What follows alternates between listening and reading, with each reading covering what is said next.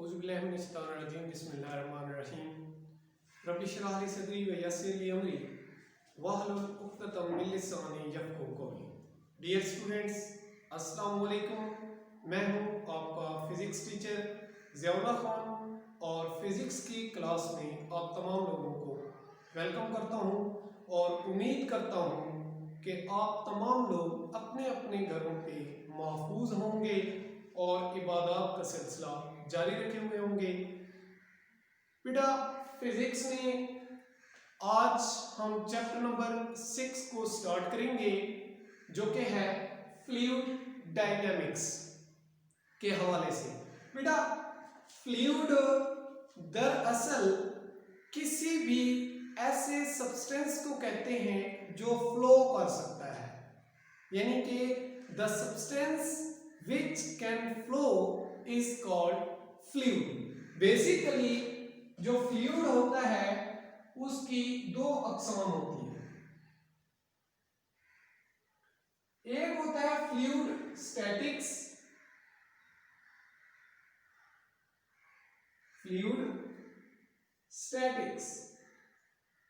और जो दूसरी किस्म होती है वो होती है जी फ्लूइड डायनामिक्स, जिसको आपने डिस्कस करना है जी इस चैप्टर के अंदर। यानी आपने ये वाली जो ब्रांच है फ्लूइड की, ये टाइप है, इसको आपने डिस्कस करना है। बेटा, मैंने कहा कि फ्लूइड दरअसल किसी ऐसे सब्सटेंस को बोलते हैं जो फ्लो कर सकता है। अब अगर इसकी टाइप्स की या ब्रांचेस की बात की जाए तो जो पहली ब्रांच है वो है फ्लूइड स्टैटिक्स। यानी फ्लूइड स्टैटिक फ्लूइड की एक ऐसी किस्म है या एक ऐसी ब्रांच समझ लें जिसमें हम फ्लूइड को डिस्कस करते हैं जब वो क्या होता है, रेस्ट पे होता है। यानी कि फ्लूइड एट रेस्ट जब होगा तो उस वक्त आप इसकी फ्लूइड स्टैटिक्स के मुतालिक या उसकी फ्लूइड स्टैटिक्स को स्टडी करेंगे। और जब आपका फ्लूइड मोशन में होगा, यानी कि when your fluids in a motion, जब वो एक हरकत में होता है यानी फ्लो कर रहा होता है, तो उस वक्त हम उसको फ्लूइड डायनामिक्स बोलते हैं। तो ये थोड़ा सा इंट्रोडक्शन है आपके चैप्टर नंबर 6 का, और जो इसके अंदर आज हमने डिस्कस करना है आर्टिकल वो है अकॉर्डिंग टू स्मार्ट सिलेबस, वो है जी viscous drag and Stokes law. जो पहला आर्टिकल है हमारा वो ये है जी कि viscous drag and Stokes law. अच्छा बेटा, देखें, अब हमने इस चैप्टर के अंदर दरअसल क्या करना है, फ्लूइड की मोशन के मुतालिक पढ़ना है। चैप्टर के नाम से ही आपको थोड़ा इंट्रोडक्शन दिया, समझ आ गई होगी कि हमने क्या करवाना है, फ्लूइड्स को फ्लो करवाना है और उनको फिर हमने स्टडी करना है, उसकी डिफरेंट नेचर्स या प्रॉपर्टीज के मुतालिक जो है वो पढ़ना है। अब बात ये है कि जो आपके सामने नाम नजर आ रहा होगा, पहला टॉपिक का जो नाम है या वर्ड है वो है विस्कस। ठीक है बेटा, विस्कस जो है ये दरअसल किसी भी फ्लूइड की जो विस्कोसिटी होती है उसको कहते हैं विस्कोसिटी। अब बेटा देखिए, विस्कोसिटी क्या होती है, यानी विस्कोसिटी यानी किसी भी फ्लूइड की विस्कोसिटी क्या होती है कि जब आप क्या करवाते हैं, यानी आप ये भी कह सकते हैं कि दरअसल जो विस्कोसिटी है ये किसी फ्लूइड का जो है फ्रिक्शनल इफेक्ट है। फ्रिक्शनल इफेक्ट कैसे है कि जब आप एक फ्लूइड को फ्लो करवाते हैं तो वहां पे उसके फ्लो में जो रेजिस्टेंस क्रिएट होती है, यानी आप ये समझ लें कि मेरे हाथ में ये चीज बोर्ड मार्कर जो है ये एक किस्म का फ्लूइड है और ये जो है ये दूसरी किस्म का फ्लूइड है, और आपने क्या करवाना है, इस एक फ्लूइड को दूसरे फ्लूइड की सरफेस पे फ्लो करवाना है। तो अब इस फ्लूइड की जो नीचे वाला फ्लूइड है इसकी सरफेस पे ये जो ऊपर वाला फ्लूइड फ्लो करेगा, इस दोनों की लायर्स के दरमियान में, यानी दोनों फ्लूइड्स की जब वो एक दूसरे की सरफेसेस के ऊपर क्या करेंगे, फ्लो करेंगे, तो तब वहां पे जो रेजिस्टेंस होगी या वहां पे रुकावट होगी या वहां पे एक रुकावट की फोर्स होगी, उसका नाम क्या होता है, विस्कोसिटी होता है। यानी आप ये कह सकते हैं कि किसी भी फ्लूइड की विस्कोसिटी दरअसल हमें एक फ्लूइड के ऊपर दूसरे फ्लूइड को फ्लो करवाने के लिए कितनी फोर्स रिक्वायर होगी उसका इल्म पहुंचाती है या उसका कंसेप्ट देती है कि एक फ्लूइड की सरफेस के ऊपर दूसरे फ्लूइड को फ्लो करवाने के लिए कितनी फोर्स रिक्वायर होगी। तो इस चीज को आप बोलते हैं विस्कोसिटी। ठीक है जी। इसी तरह से दूसरा नाम आपको नजर आ रहा होगा ड्रैग का। तो ये बेटा आपको वही जो पहले से कंसेप्ट है, इसको आप बोलते हैं ड्रैग फोर्स। Drag force. अब ये ड्रैग फोर्स क्या चीज होती है जी, तो इसके मुताबिक जो गौर से थोड़ा समझिएगा बात को कि बेटा आप क्या करें, लेट किसी भी ऑब्जेक्ट को किसी भी फ्लूइड में से मूव करवाएं, यानी उसको हरकत करवाएं। यानी आप किसी भी किस्म का कोई भी फ्लूइड ले लें और उस फ्लूइड के अंदर से कोई भी ऑब्जेक्ट जो है वो गुजारें। तो जब आप उस ऑब्जेक्ट को फ्लूइड में से गुजारेंगे तो क्या है कि उस ऑब्जेक्ट पे एक फोर्स एक्सर्ट होती है। इसकी एग्जांपल जो है, अगर मैं आपको मजीद कंसेप्ट्स क्लियर करने के लिए ये दूं कि आपने कभी गाड़ी में यानी कार में सफर किया होगा। आप क्या करते हैं, जब कार में आप सफर कर रहे होते हैं और विंडो से बाहर हाथ निकालते हैं तो आपके हाथ पे एयर रेजिस्टेंस यानी एयर जो है वो एक फोर्स एक्सर्ट करती है। समझ गए होंगे आप। तो बेटा वो जो आपके हाथ के ऊपर वो जो फोर्स एक्सर्ट हुई है उसको हम एयर ड्रैग या ड्रैग फोर्स कहते हैं। यानी कि वो एयर की तरफ से ड्रैग हो रही होती है फोर्स, तो एयर ड्रैग भी उसको कह सकते हैं या फोर्स ड्रैग की भी कह सकते हैं, ड्रैग फोर्स। ठीक है। तो मैं उस बात को जो है वो आपके सामने लाने की कोशिश कर रहा हूं कि जब आप किसी भी ऑब्जेक्ट को क्या करते हैं, किसी फ्लूइड में से, आप बात समझिएगा, फ्लूइड डिफरेंट किस्म के होते हैं जी। आपकी गैसेस भी फ्लूइड्स हैं, आपके लिक्विड्स भी फ्लूइड्स हैं, लेकिन ये जो लिक्विड्स होते हैं, आप लिक्विड्स की नेचर को समझें। जो आपके पास कोल तार होती है, लुक जिसको आप बोलते हैं, उसका फ्लो करवाना जो है वो मुश्किल होता है, यानी वो बड़ी मुश्किल से फ्लो करती है एज कंपैरिजन टू वाटर। ठीक है। और इसी तरह से जो आपकी हनी होती है वो भी क्या करती है, एज कंपैरिजन टू वाटर बड़ी डिफिकल्ट होता है उसको भी फ्लो करवाना। तो वो चीजें जो आसानी से फ्लो नहीं करती, मतलब उनको फ्लो करवाना बड़ा डिफिकल्ट होता है या उनकी फ्लो की जो रफ्तार है वो बड़ी सुस्त होती है, वो इस वजह से होती है कि वहां पे ये जो विस्कोसिटी का कोएफिशिएंट वाला फैक्टर होता है, यानी वहां पे उनकी विस्कोसिटी ज्यादा होती है, इस वजह से उनको फ्लो करवाना मुश्किल होता है। और ऐसी चीजें जिनके लिए फ्लो करवाना इतना मुश्किल ना हो, यानी कि जिस तरह पानी है उसको फ्लो करवाना कोई मसला नहीं है, या गैसेस है उनको फ्लो करवाना कोई मसला नहीं है, तो अब ये चीजें आसानी से फ्लो करती हैं। ये हमें ये बताती है कि वहां पे जो उनका कोएफिशिएंट फैक्टर है विस्कोसिटी का वो समान है।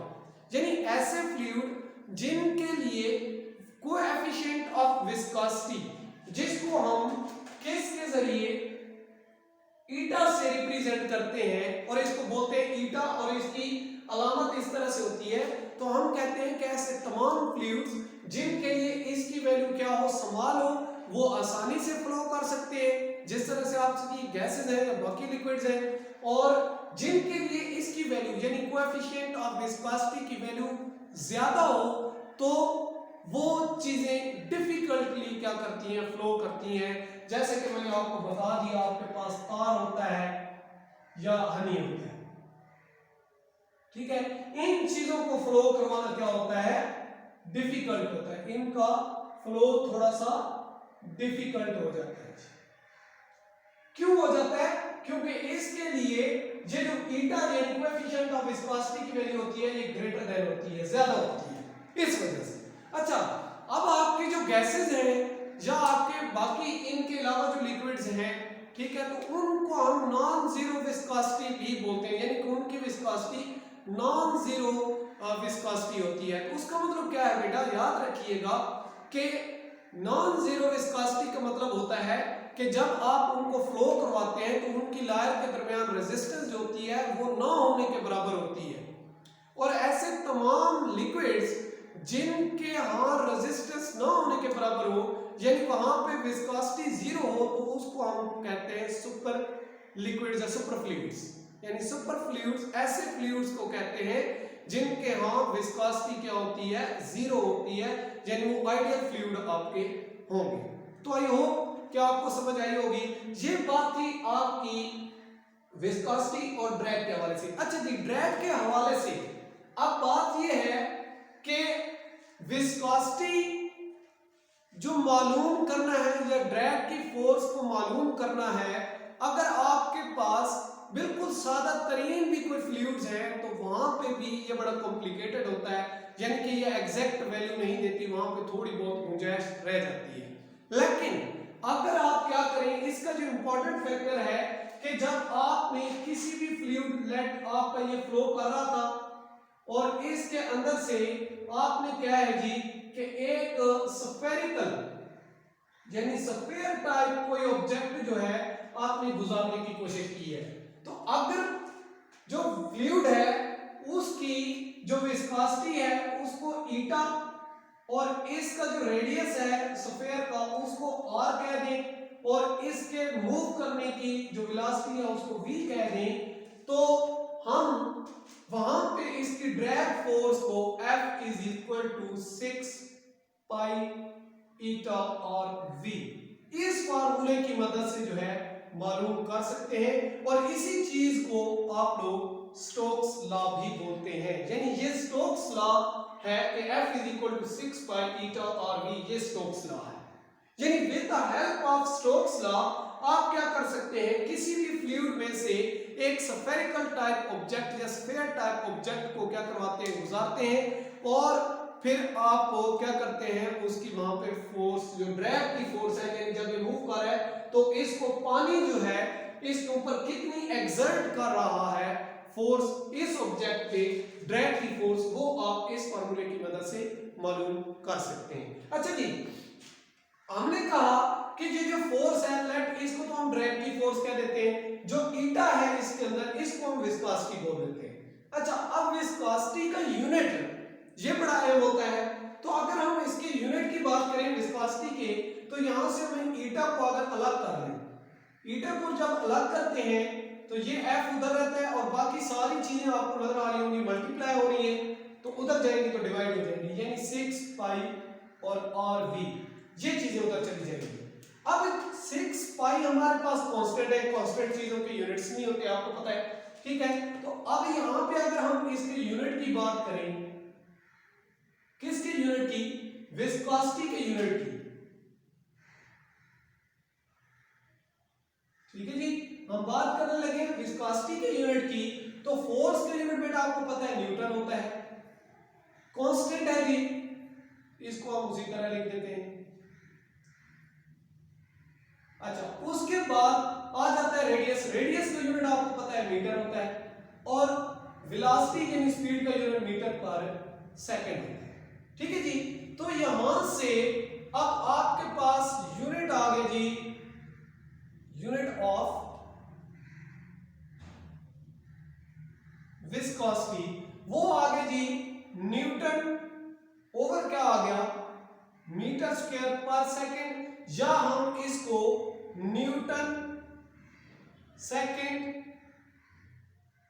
ओवर मीटर स्क्वायर, या इसको हम इस तरह भी लिख सकते हैं न्यूटन सेकंड पर मुरब्बा मीटर या मुरब्बा मीटर स्क्वायर, ठीक है ना, न्यूटन सेकंड पर मीटर स्क्वायर। तो ये आपके पास यूनिट ऑफ विस्कोसिटी है, यानी आपसे कुछ पूछे। अच्छा, एक और तरह से भी आप इसको जो है यूनिट को बता सकते हैं, यानी एक तो आप ये कह सकते हैं कि हमारे पास जो विस्कोसिटी का यूनिट होता है वो न्यूटन सेकंड पर मुरब्बा मीटर, ठीक है, ये भी आप कह सकते हैं। और इसके अलावा इन टर्म ऑफ किलोग्राम भी आप इसको लिख सकते हैं। वो कैसे जी, जरा देखिएगा गौर से कि न्यूटन आपको पता है बेटा कि जो 1 न्यूटन होता है, ठीक है, अगर मैं यहाँ पे इधर ही लिख देता हूँ कि जो 1 न्यूटन होता है उसकी वैल्यू होती है किलोग्राम मीटर पर सेकंड स्क्वायर। न्यूटन की जो वैल्यू होती है वो होती है किलोग्राम मीटर पर सेकंड स्क्वायर। अगर हम न्यूटन की जगह पे उसकी वैल्यू पुट कर दें, यानी कि हम न्यूटन की जगह पे पुट कर दें किलोग्राम मीटर पर सेकंड स्क्वायर और साथ सेकंड अलग से पड़ा है और फिर मीटर पर मीटर स्क्वायर भी पड़ा है, तो इन चीजों को जो है वो कैंसल आउट करके जो चीजें खत्म होती है, खत्म करने के बाद जो चीज आती है वो आती है किलोग्राम पर मीटर पर सेकंड। यानी ये भी आप कह सकते हैं कि विस्कोसिटी का यूनिट किलोग्राम पर मीटर पर सेकंड है। ये भी यूनिट आप याद रख सकते हैं, ठीक है। और इसी तरह से ये यूनिट भी आप याद रख सकते हैं। दोनों यूनिट्स जो हैं वो एक दूसरे के इक्वल है।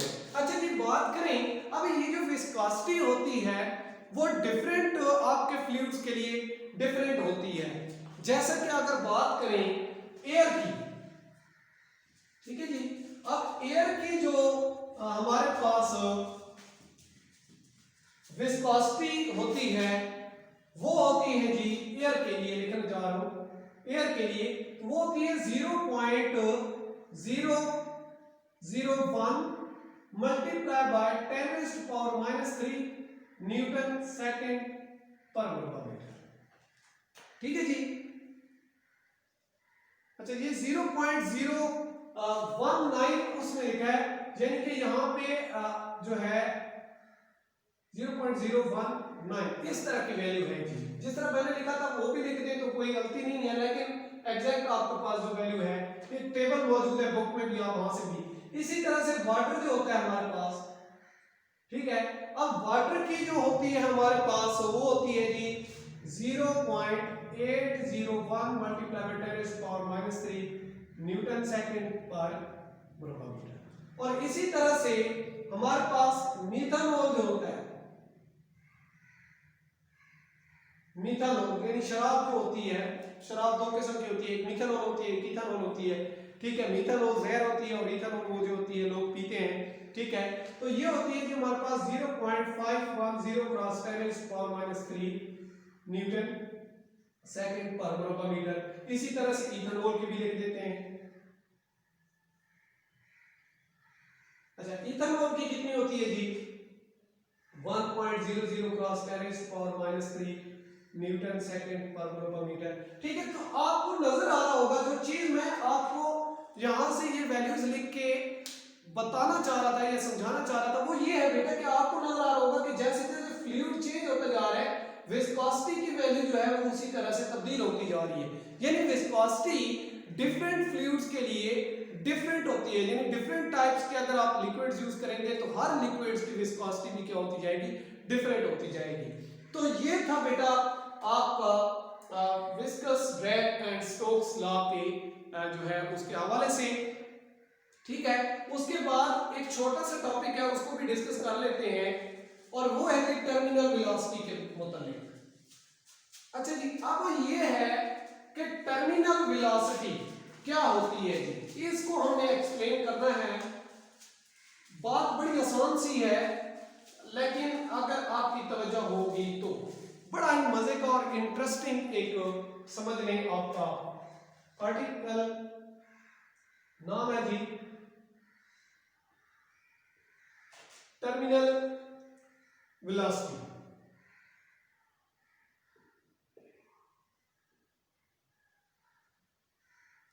अच्छा जी, टर्मिनल वेलोसिटी, अब इसको समझाने के लिए लेट बेटा कोई भी मैं ड्रॉपलेट ले लेता हूं, ये ड्रॉपलेट लिया है और इसको समझ लें कि ये आपकी अर्थ है। जिस तरह फॉग फॉलिंग नहीं होती उसी तरह से बिल्कुल आप समझ लें कि ये एक ड्रॉपलेट है, ठीक है, और ये क्या कर रहा है, फॉल कर रहा है। अच्छा, अब ये लिख देता हूं जी ड्रॉपलेट और ये नीचे क्या कर रहा है, फॉल कर रहा है। अच्छा, एक और बात बताता चलो यहां पे कि बेटा जब आप कार से क्या करते हैं, हाथ को उसकी विंडो से बाहर निकालते हैं तो क्या होता है कि अगर गाड़ी की कम स्पीड हो तो आपके ऊपर ड्रैग की फोर्स कम लग रही होती है, लेकिन अगर जैसे जैसे आप कार की स्पीड को बढ़ाते जाएं तो जैसे जैसे कार की स्पीड बढ़ती जाएगी आपके हाथ के ऊपर जो एक्सर्ट हो रही है फोर्स वो भी बढ़ती जाएगी, यानी वो आपको ज्यादा मिकदार में जो है वो लगती हुई महसूस होगी। ठीक है, तो ड्रैग फोर्स भी इंक्रीज होती है जब आप कार की स्पीड को इंक्रीज करते हैं। ये बात याद रखिएगा, इस आर्टिकल के अंदर हमें कॉम आएगी। अब देखिए कि लाइट इनिशियली जब ये ड्रॉपलेट यहाँ पे होता है तो जमीन पे इतनी हाइट पे मौजूद है। अब जैसे जैसे ये नीचे मूव कर रहा है, और लाजिम बात है इसके ऊपर एयर ड्रैग जो है वो भी अप्लाई हो रही है, एयर ड्रैग। यानी ये जो ड्रॉपलेट है ये नीचे की तरफ मूव करके आना चाह रहा है और मूव करता आ रहा है, और ये जो एयर है ये ड्रैग की फोर्स यानी कि अपोजिट डायरेक्शन में इसके ऊपर की तरफ लगा रही है। अब क्या होता है कि जैसे जैसे ये ड्रॉपलेट नीचे मूव करेगा, ठीक है, तो उसी तरह से जमीन की जो ग्रेविटेशनल पुल, ठीक है जी, इसके ऊपर लग रही है, वो जैसे जैसे ये जमीन के करीब आता जाएगा, हाइट कम होती जाएगी तो उसकी वेलोसिटी यानी स्पीड इंक्रीज करती जाएगी, क्योंकि जमीन की तरफ से जो पुल की फोर्स है वो बढ़ती जाएगी। अब जैसे जैसे ये ड्रॉपलेट जो है नीचे मूव करता जाएगा, इसकी स्पीड बढ़ती जाएगी। और मैंने अभी थोड़ी देर पहले बताया कि जैसे ड्रॉपलेट की नीचे की तरफ स्पीड बढ़ेगी, उसी वक्त इस पे जो एयर ड्रैग या ड्रैग की फोर्स है वो भी बढ़ती जाएगी। और एक वक्त आएगा कि आपका ये जो ड्रॉपलेट है इस पे जो ऊपर की तरफ ड्रैग फोर्स लग रही है वो, और इस ड्रॉपलेट की जो वेट की फोर्स है, यानी जो नीचे वाली फोर्स है जो ग्रेविटेशनल दरअसल वेट की फोर्स, ठीक है, mg, वो क्या होंगी, दोनों इक्वल हो जाएंगी। बात समझिएगा, मैंने क्या किया, टर्मिनल वेलोसिटी को समझाने के लिए एक ड्रॉपलेट जो है वो कंसीडर किया, और वो ड्रॉपलेट मैंने क्या करवाया, उसको मूव, जैसे फॉग फॉलिंग होती है, ठीक है, तो वो ड्रॉपलेट जमीन की तरफ मूव करके आ रहा है, गिर रहा है, तो मैंने कहा कि जब वो हाइट पे होता है, बुलंदी पे होता है, ठीक है, और वहां से नीचे की तरफ गिरता है, तो जैसे जैसे वो नीचे गिरता है वैसे वैसे उसकी ड्रैग की फोर्स क्या होती है, बढ़ती है, क्योंकि जैसे वो नीचे आता है तो उसकी स्पीड बढ़ेगी, और जैसे स्पीड बढ़ेगी तो उसी वक्त उस पे एयर की ड्रैग फोर्स ज्यादा अप्लाई होगी। तो एक वक्त ऐसा आता है कि जो ड्रॉपलेट होता है उस पे आपकी जो फोर्सेस हैं दोनों, ये इसको मैं इनिशियल या स्टेप 1 कह देता हूं, और यहां पे इसको स्टेप 2 कह देता हूं। कौन सा, जहां पे ये दोनों फोर्सेस क्या हो गई, इक्वल हो गई। अब आपने ज़हन में रखना है कि इनिशियली जब नेट फोर्स की बात करते हैं, यानी कि अगर यहां पे हम इस ड्रॉपलेट पे नेट फोर्स की बात करें तो वो बराबर आती है हमारे पास वेट की फोर्स, और माइनस क्या है जी, उसके ऊपर ड्रैग फोर्स। अच्छा, वेट की फोर्स क्योंकि वो नीचे डाउनवर्ड मूव कर रहा है, ठीक है, तो हमने पढ़ा हुआ है कि जमीन किसी ऑब्जेक्ट को उतनी ही फोर्स से अपनी तरफ खींचती है जितना कि उसका वेट होता है, तो यानी इसका जितना वेट होगा उस पर उतनी ही फोर्स जमीन की तरफ से लग रही होगी। तो अब नेट जो फोर्सेज हैं ये दोनों इस स्टेप 1 के अंदर इस ड्रॉपलेट पे नेट फोर्सेज कितनी लग रही हैं। अच्छा जी, नेगेटिव, वैसे तो नेट फोर्सेज मजमूआ होता है, यहाँ पे प्लस का साइन आना चाहिए था, लेकिन आपको नजर आ रहा होगा कि ड्रैग फोर्स जो है वो अपवर्ड है और जो वेट की फोर्स है वो डाउनवर्ड है। मैं यहाँ पे लिख भी देता हूँ वेट की फोर्स, या इसको ग्रेविटेशनल फोर्स का नाम दे दें, ये वाली ग्रेविटेशनल एक्सेलरेशन पुल जो होती है, ठीक है। तो ये अब क्योंकि ये अपोजिट डायरेक्शन में, इस वजह से यहाँ पे क्या आ जाता है, नेगेटिव साइन आ जाता है। अच्छा, अब दूसरे स्टेप में देखें कि यहाँ पे मैंने कहा है कि एक वक्त आता है कि आपकी ड्रैग फोर्स बढ़ते बढ़ते बढ़ते बढ़ते जो ड्रॉपलेट है उसकी वेट के फोर्स के बराबर हो जाती है। जब दोनों बराबर होती हैं तो ऑब्जेक्ट पे जो नेट फोर्स का फैक्टर है वो क्या हो जाता है, 0 हो जाता है। यानी यहाँ पे जब ड्रैग फोर्स नेट फोर्स के इक्वल होगी तो आपके ड्रॉपलेट पे जो नेट फोर्स होगी वो क्या लग रही होगी, 0 लग रही होगी। यानी यहाँ पे इस ड्रॉपलेट पे कोई और फोर्स नहीं लग रही होगी। अब इससे आगे आपका टर्मिनल वेलोसिटी का जो काम है वो स्टार्ट हो रहा है। जब ये स्टेज आ जाएगी कि आपके ड्रॉपलेट पे ड्रैग फोर्स भी और आपकी वेट की फोर्स भी, ये दोनों फोर्सेस एक दूसरे को बैलेंस करके खत्म कर देंगी, यानी वहां पे नेट फोर्स जीरो हो जाएगी, तो ड्रॉपलेट क्या करेगा, फ्री फॉल करेगा। और ऐसे ऑब्जेक्ट्स जो फ्री फॉल करते हैं वो कांस्टेंट वेलोसिटी के साथ क्या करते हैं, फ्री फॉल करते हैं, और वही कांस्टेंट वेलोसिटी को टर्मिनल वेलोसिटी हम लोग बोलते हैं। दोबारा सुन लीजिएगा कि एक स्टेज आएगा कि आपकी ड्रैग फोर्स आपके ड्रॉपलेट की वेट फोर्स के इक्वल हो जाएगी, तो वहां पे नेट फोर्सेस का जो मजमुआ है उस ड्रॉपलेट पे वो जीरो हो जाएगा, यानी वहां पे ड्रॉपलेट पे कोई फोर्स अप्लाई नहीं होगी, तो आपका ड्रॉपलेट फ्री फॉल करेगा विद कांस्टेंट वेलोसिटी, और वही कांस्टेंट वेलोसिटी आपकी क्या कहलाती है, टर्मिनल वेलोसिटी कहलाती है। अब इस दूसरे स्टेप पे क्या है कि आपकी ये फोर्सेस जो है ये जीरो हो गई, ठीक है। अब बात हो रही है कि इनको इक्वेटिंग की, यानी कि जब ये क्या होती हैं, खत्म होती हैं, तो उसका मतलब है ये दोनों इक्वेट कर गई, यानी कौन सी, वेट की फोर्स, ठीक है, यानी वेट किसको इक्वेट कर रहा है, ड्रैग फोर्स को, ड्रैग फोर्स को। और जब ये वाला प्रोसेस आता है तो उस वक्त, अब वेट की फोर्स आपको पता है mg होता है वेट, ठीक है, और ड्रैग फोर्स आपको पता है ये होती है, ये अभी थोड़ी देर पहले मैंने लिखी थी, क्या होती है, 6 पाई ईटा और v।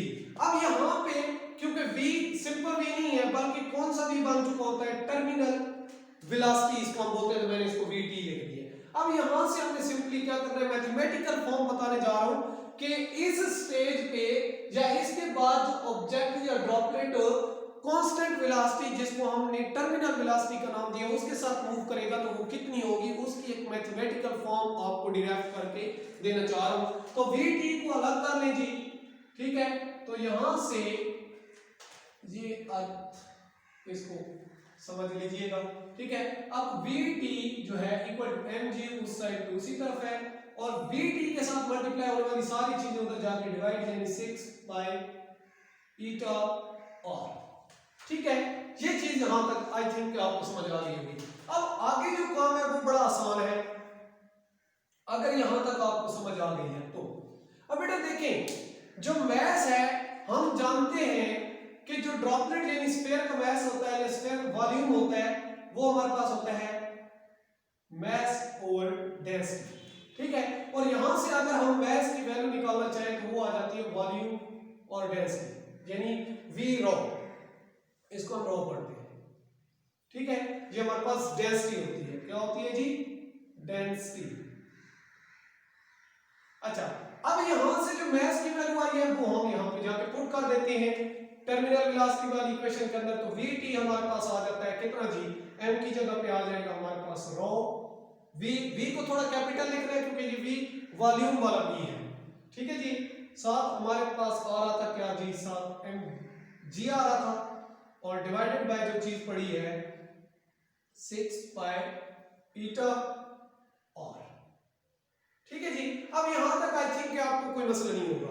अब ये तो था मैस ऑफ द ड्रॉपलेट, ठीक है, जो हमने यहां से, ठीक है, मैं ऊपर लिख भी देता हूं कि मैस ऑफ ड्रॉपलेट, कि जो ड्रॉपलेट आप गिरा रहे थे या फॉग फॉलिंग करके आ रहा था वो कितना था मैस का, उसके मैस की बात थी। अगर हम वॉल्यूम की बात करें, उसकी वॉल्यूम ऑफ ड्रॉपलेट वो होता है v इज इक्वल टू 4/3 पाई और q। अब इसकी वैल्यू जाके v की जगह पे पुट कर देनी है, तो टर्मिनल वेलोसिटी जो है वो कुछ इस तरह से बन जाएगी, रॉ उसी तरह लिखेंगे, v की जगह पे 4/3 पाई और q,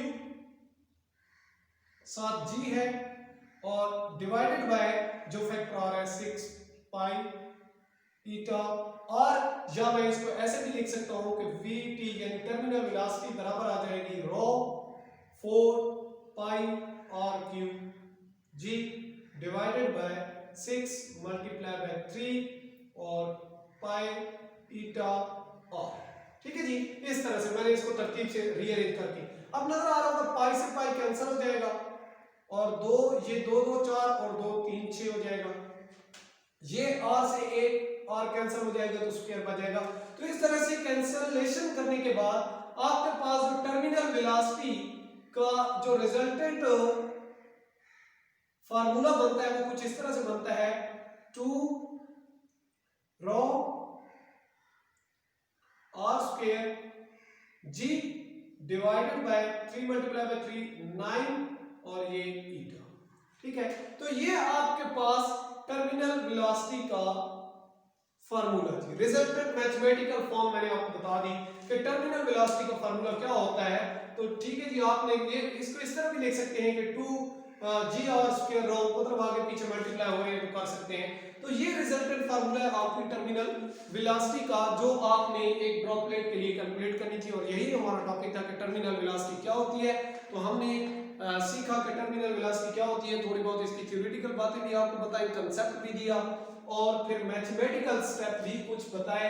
ठीक है, कि नेट फोर्स की हमने बात की, फिर ड्रॉपलेट एक स्टेज आता है, दोनों फोर्सेस यानी ड्रैग की फोर्स और वेट की फोर्स इक्वल हो जाती हैं। फिर उनको हमने इक्वेट भी किया है, इक्वेटिंग किया, उनकी वैल्यूज को फार्मूलास पुट करते हुए टर्मिनल वेलोसिटी का फैक्टर निकाला। फिर मास ऑफ ड्रॉपलेट और वॉल्यूम ऑफ द ड्रॉपलेट, इन दोनों का भी इफेक्ट देखा।